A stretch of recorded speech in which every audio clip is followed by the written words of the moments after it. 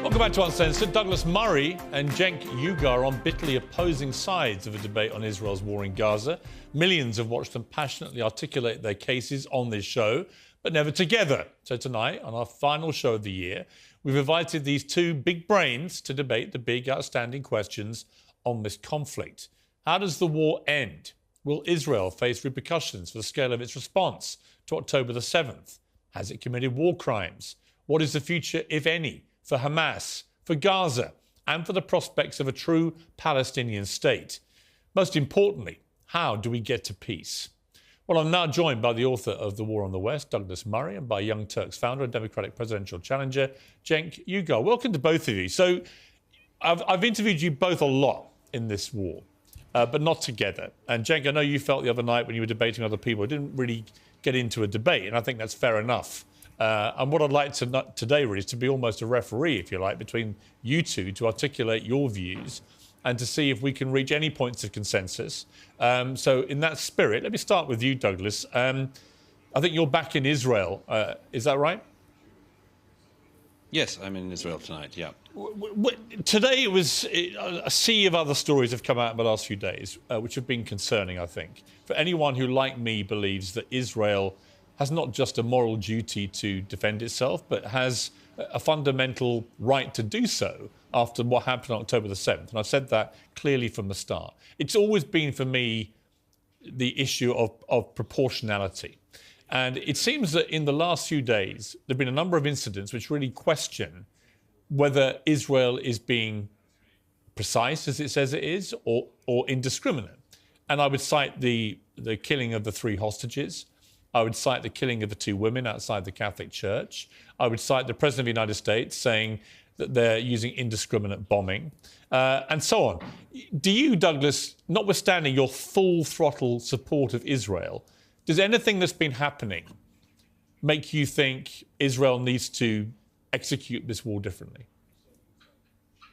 No, and I think that most of the people who think they know how to execute this war have never executed a war. Indeed, most people who think they know how the IDF should be running this conflict have never been near a conflict.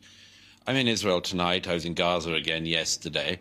And the examples that you give, by the way, Piers, I don't see why they show any need to prosecute the war itself differently. I mean, just to take one of them, the first example you give, the absolutely tragic, awful shooting of these 3 hostages as they were coming out.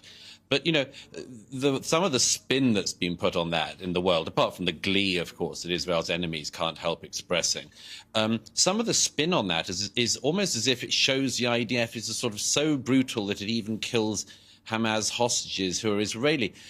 I just think this is another example of the international media and others just having this astounding lack of empathy for the Israeli people. Can you imagine what it was like for those soldiers who were in Gaza, knowing that at any point there are snipers, there are booby traps everywhere, people coming out of tunnels that they've built at British and American taxpayer expenses and attacking them? Can you imagine what it was like for the soldiers who, in that terrible moment, made the life-changing mistake of shooting 3 people who turned out to be Hamas hostages? But why would they, but Douglas, on that, why would they shoot anyone who was shirtless and waving an SOS flag? I mean, why would whoever they were, whether they were Israeli hostages or whether they thought they were Palestinians, why would anyone shoot anyone who comes out like that? That's my point. That'll be a matter for the inquiry into it. But, you know, look, it's hardly as if they'd have wanted to have done that. What this demonstrates is, in this incredibly close conflict, in a heavily built-up area, with people coming out from all sides, firing, shooting, detonating, people make mistakes. Of course they do. That's just a human reality of war, horrible as it is. I don't think it shows in any way that Israel is prosecuting this war wrongly. As for the main issue of the war is to destroy Hamas. No Israeli of left or right or centre believes anymore after October the 7th they can live beside Hamas.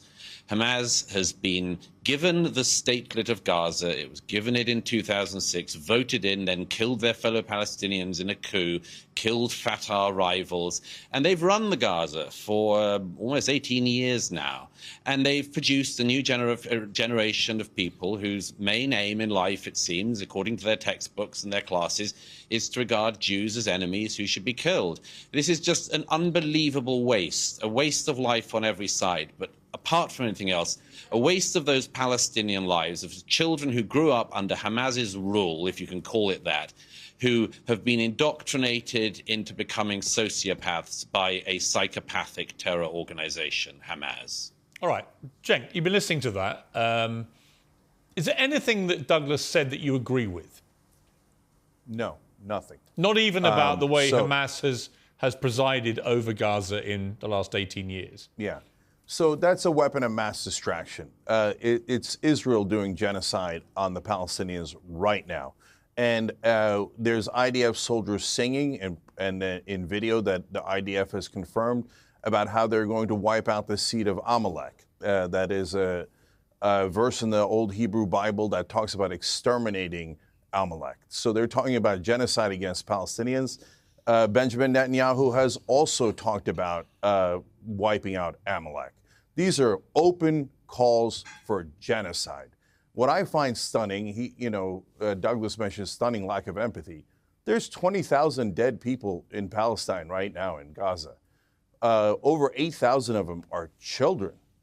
When 36 Israeli children were killed by Hamas, the world cried out, and I was brokenhearted over it. 36 poor kids dead in Israel. Now there's over 8,000 dead kids in Gaza. You want to talk about a stunning lack of empathy. 6,400 women slaughtered in Gaza. You want to talk about terrorism? They're dropping unguided bombs, 2,000-pound bombs. Every one of those bombs is an act of terrorism. And the stunning lack of empathy towards Palestinian lives is disgusting. But I want to be clear, it is not shared by all Israelis. The dad of one of the hostages who was killed went on Israeli television and said, "Stop killing them." And he didn't mean the hostages. He meant the Palestinians. All right, but Cenk, let me just jump in. But before I go back to Douglas' response to this. Let me reply to that, Piers. Yeah, I will let you reply to that. On this issue of genocide, do you accept, though, that Hamas's whole raison d'etre when it comes to Israel is genocide? They want to eradicate Israel and kill as many Jews as they can. I mean, they've made no secret of this. Yeah, so this is really important. So I have no sympathy for Hamas. So I'm not interested in defending Hamas. I think that's nothing but a distraction. Because right now they're not fighting Hamas. They're just killing Palestinian civilians. Well, they're also killing Hamas terrorists. They are. I mean, they're killing thousands of them. Barely. No, wait a minute. Barely. But let's go to your main point, okay? So the main point is, well, Hamas threatens X, Y, and Z and has killed 1,200 people on October 7th. So that is why we have to all worry about what Hamas might do in regards to trying to... Hold on, let me finish the point.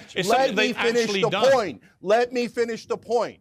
And what they might do if they had infinite power, the kind of power that Israel has. Meanwhile, Israel is actually doing the genocide, is actually preventing a Palestinian state and saying you are not allowed to exist, and if you dare try to exist, we'll kill 20,000 of your children and women. All right, Douglas, respond to that.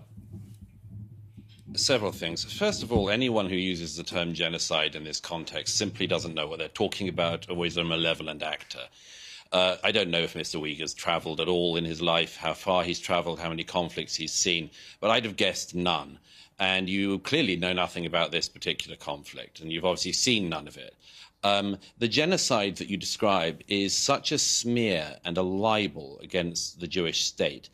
If Israel wanted to commit genocide, I'm sure it could, but it doesn't. It doesn't remotely want to. And people like you and other pro-Palestinian propagandists have spent years claiming that Israel is committing genocide in the Gaza. By the way, the weirdest thing about this claim is that the population of the Gaza has grown by 1 million in the last 15 or so years. So if Israel was trying to carry out a genocide, it's either the worst perpetrator of genocide ever or uniquely poor at performing that task. None of the stats support that ridiculous claim. And it's such a weird smear and a libel of Israel. Secondly, of course, you've just rattled off Hamas figures, as everyone of your kind always does.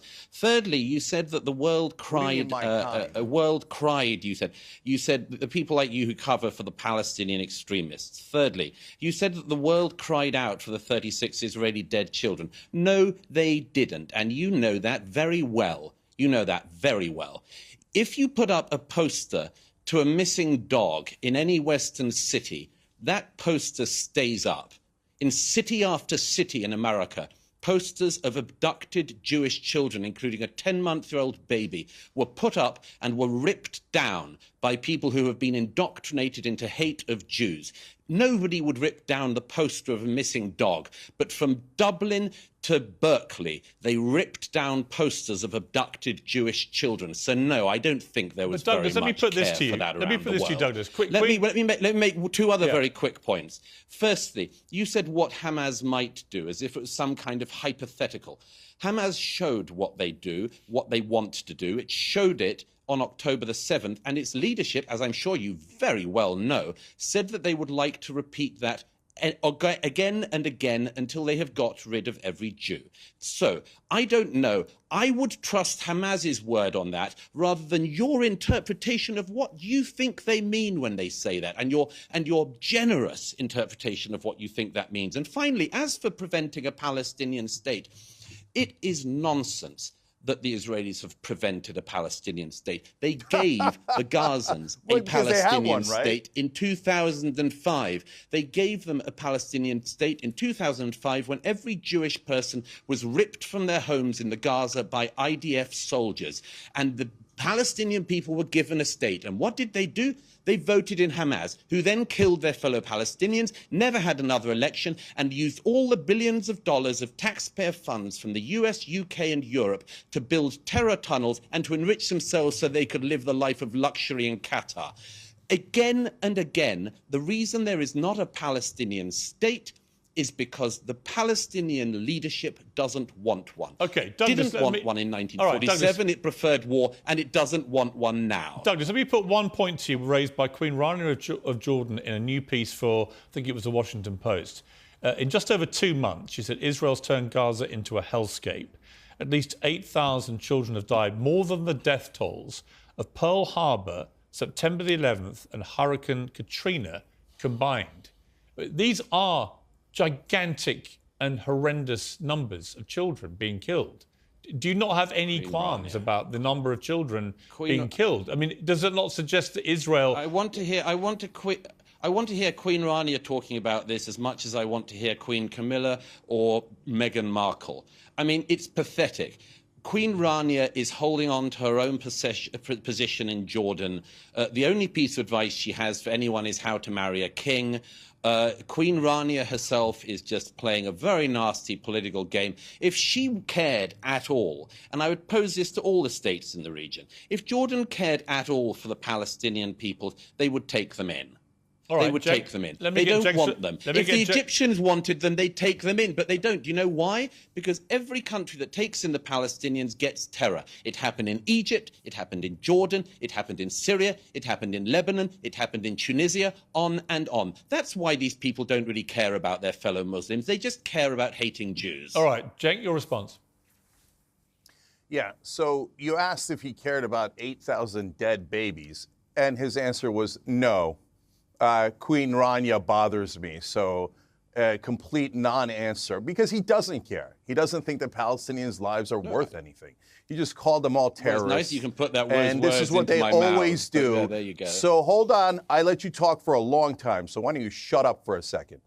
So we've got all of these dead babies. We've got all of these dead babies that this monster doesn't care about. He says keep bombing them. A former intelligence officer said in the Israeli press they're using AI in a program called The Gospel, where he said it's basically a mass assassination factory.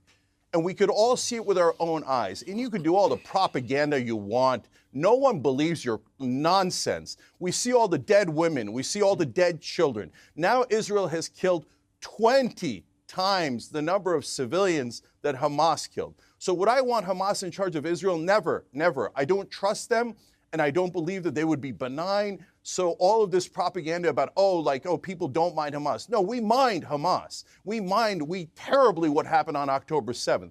And I've now shown you different Israelis that have said that it's a problem. And I want peace and security for both Israel and Palestine. And this does not get Israel any peace or security.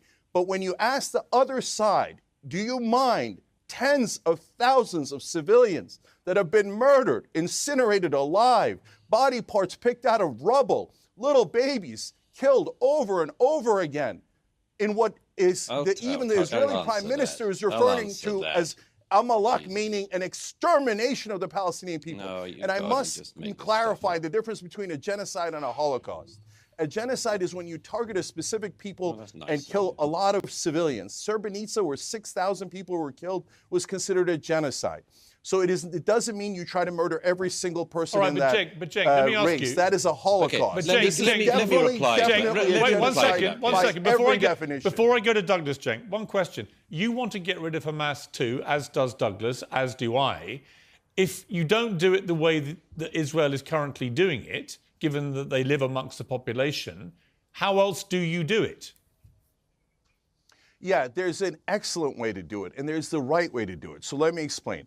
So war, this guy talks about, I love war. I go to all the conflict zones. So by watching it and rooting on for more death, I know something about conflict. You know nothing. So here's what reality is. War gets you more war, but peace actually works. So when Israel did a peace deal with Egypt, not only were the Egyptians safe, but the Israelis became safer. That peace deal has held for decade after decade. So how do you do a peace deal in this case? What you do is you do the two-state solution now, and you do it with the Palestinian Authority in the West Bank.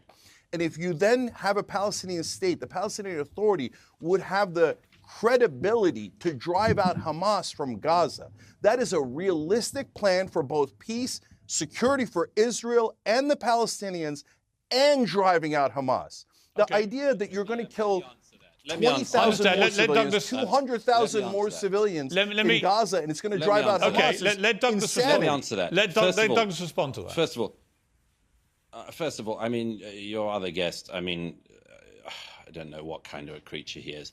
He's a kind of low-grade thug, as far as I can see. He's listened to nothing I've said. Yeah, I know, because I'm Muslim. That's what you call all Muslims. I'll tell you. No, it's not that at all. It's not that at all. I just think that I think you're just a very low-rent racist. But anyway, let me just get on to it. You say, first of all, I don't care about the death of Palestinian children. Yes, I do care. I care very deeply about it. But I also know that the responsibility for their deaths lies on Hamas, which has misgoverned their society for the last 16 years and now has been leading the country into being in a war with Israel. So, yes, it's on Hamas, this. As for seeing wars, by the way, I just mentioned about seeing wars because as far as I can see, you're very ill-travelled as well as rather ill-lettered and ill-spoken. And I mention that I cover wars and go to wars because I happen to think myself that it's worth seeing things with your own eyes, including things that you don't particularly like, but you report the truth. I don't know if you ever even leave your own bedroom. And I can tell already that you don't because you've already said something that demonstrates you know nothing about this conflict. You have just demonstrated it in the following terms. You said that this is why we need to push for a two-state solution and give legitimacy to the Palestinian Authority. I'll tell you something you don't know because I guess you spent no time in the West Bank, have you? I'll tell you something you probably don't know. The Palestinian Authority, Fatah, celebrated the 7th of October massacres. I'll give you another fact which demonstrates you know nothing about this and clearly haven't ever visited any Palestinians in the West Bank as I have. If there was an election tomorrow in the West Bank, the reason why there isn't one is because if there was an election tomorrow in the West Bank, Hamas would win. So your idea of a two-state solution, I'm afraid you are so out of date and you really should leave your bedroom. Because in this region, nobody thinks that there is a two-state solution on the table because there is not a viable negotiating partner. But I just want to make one other main point. You have gone on and on tonight, throwing accusations out against the Jewish state, against me. It's the sort of thing you do. I know you're a sort of online pugilist and think you can run for office, and good luck with that.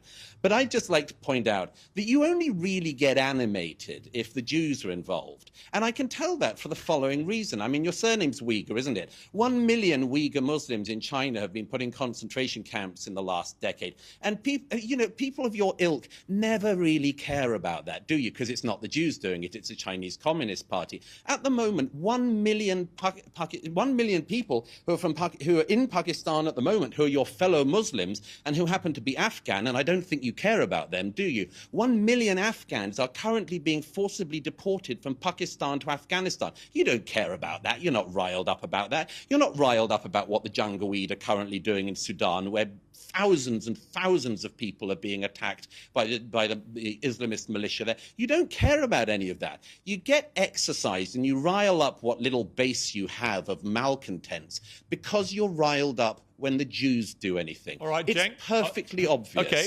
Cenk, your response. Yeah. Okay, first of all, my last name is Yeuger. We're named after the Uyghur Turks in China. And have we talked about that on the Young Turks? I thought you'd spoken up then. Yes. Yes, we've talked about it endlessly, but you don't know that, and you don't watch the show. Shame you just nobody make watches things up. your show. So, nobody does watch your show. Yeah, well, okay, again, you're interrupting me when I was kind enough to let you go on with your mad ramblings. So how nobody watches the show, we have 5 billion views a year. I don't know what piddling outfit you're on, or what little Substack or whatever the hell you write on. So the reason we're incredibly popular is we fight for all. We fight for shut up. We fight for all innocent civilians. So yes, we've covered all of those conflicts. Yes, I'm against fundamentalist Islam, no question about it. I'm against fundamentalist religions of all kind. In terms of every right-wing supporter of Israel, their only tactic is, hey, don't look at the 8,000 murdered children. Don't look at the 6,400 murdered women. Don't look at the fact that all the hospitals in northern Gaza have been shut down. Don't look at the fact that 4 out of 5 people in northern Gaza are starving right now, and half of the people in southern Gaza are starving. Instead, anti-Semite. Now, wait a minute. I just told you how much I want peace and security for Israel, how much I hated what happened on October 7th. What you don't know is I started the Young Turks with 2 Jewish friends. And so the whole program is both Jews and Muslims. You know nothing. You know nothing. I have Jewish family and friends. Why in the world, God, as they go to Israel, I want them to be safe, okay? So I have shown empathy for all civilians throughout everything I have ever done. But all you have is hatred. Oh, he's an anti-Semite. Kill the Muslims. Kill the Palestinians. And once we kill them, by the way, we'll blame them for it. Israel had to murder all those babies in Palestine because Hamas made us do it. Then why are you listening to Hamas? Why are you letting Hamas drive your agenda? Well, you don't have to kill those civilians. It's a mass assassination factory. We are, 9 weeks into this war. 20,000 people, according to the Hamas-run health authority, but the numbers have not been questioned by other official bodies. 20,000 people so far have died on the Palestinian side. And it is estimated from the IDF that they say they've killed 7,000 or so Hamas terrorists. That number's not been verified. But if you take that as being accurate, that's 20% of the estimated number of Hamas terrorists that exist.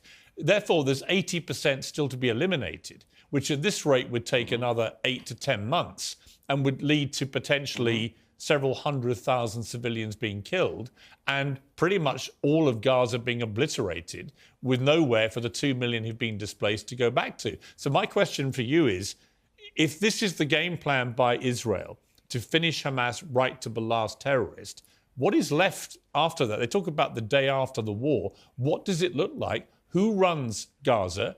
Where do these people go back to live? In other words, what actually happens if Israel is successful, however long it takes, in eliminating Hamas? Well, first of all, I just have to add, you quite rightly said it, Piers, that the figures you gave are Hamas figures, and we do have to treat them with more than a grain of salt. As for, again, my counterpart here goes on about the deliberate genocide of children and women. I mean, I know, and this is the sort of thing I think you do. You sort of claim that there are bombs being deliberately dropped on children and old women. Why would Israel want to drop bombs deliberately on children or old women? I mean, it's just a shame you don't get out and see anything.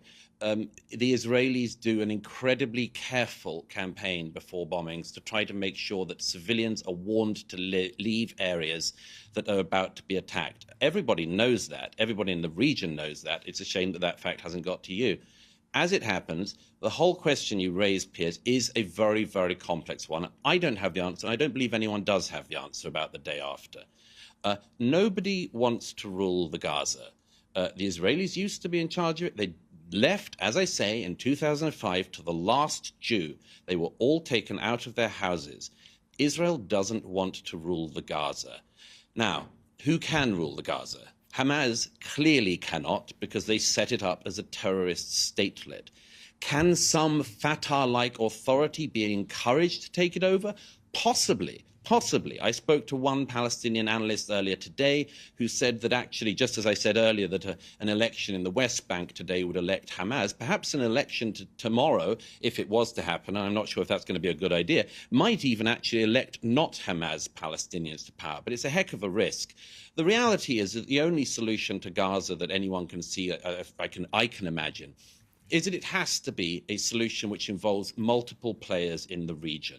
The question of the Gaza is a very complex question. It used to be ruled by Egypt, used to be run by Egypt. Can Egypt have a role? In my view, it has to have a role.